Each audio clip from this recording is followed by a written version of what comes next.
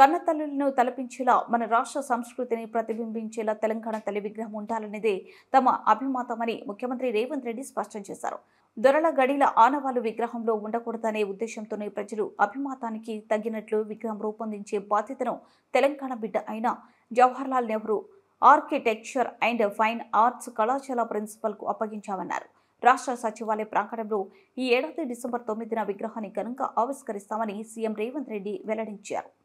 ఉద్యమ సమయంలో జరిగిన మిలియన్ మార్చ్ తరహాలో లక్షల మంది తెలంగాణ బిడ్డల సమక్షంలో ఆ కార్యక్రమాన్ని అట్టహాసంగా నిర్వహిస్తామన్నారు.